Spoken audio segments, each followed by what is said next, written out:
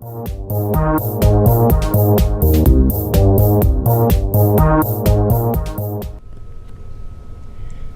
back to the CrossFit Genesis Fight Gone Bad fundraising videos. I'm Rachel, and today we're going to talk about how to ask for money.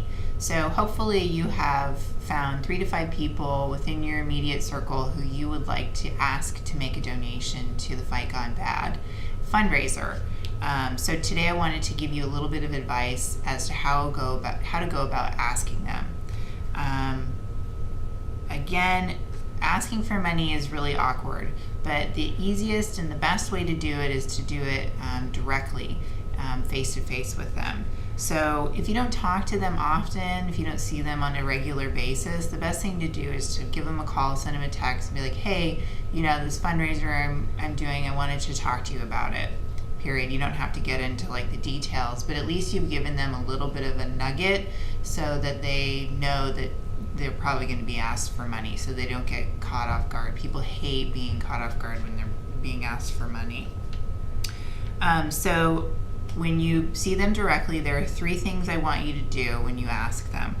1, state again what this is for. 2, ask them for a specific monetary amount. And 3, once you've asked them, stop talking. Just be quiet. So for an example, you could do something like this.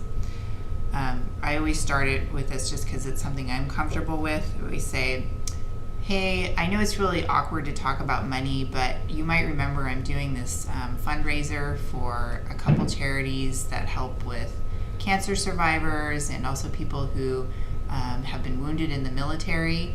And I was really hoping that you could give me a donation or sponsor me for $50 to go towards these great charities. And stop talking, because we have a tendency to babble when we're nervous. So it's really important. I was taught to do the pregnant pause. Just close your mouth and stop talking and wait for them to respond. There are 2 scenarios. First scenario is that they'll say yes, I'd love to. How do I do it? At that point, you say, thank you so much. Maybe talk a little bit more about the charities and then go back to talking about your kids or whatever it is you guys have in common. Then immediately when you get home, send them an email thanking them again. Give them the link to where they can donate, and then invite them to come to the actual event so that they can get a better picture and be more connected to what this is all about now that they're sponsoring with money. And then once they have actually made the donation, thank them again, either in an email or a text, or call them, and then I would send them a thank you letter as well. I know that sounds like a lot of thank yous, but research shows that people like to be thanked 7 times per each donation they give. I know it sounds like a lot, but that's just what the research shows.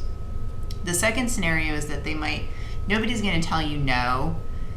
They're going to say, oh, maybe, let me think about it. Let me talk to my husband about it, and I'll get back to you.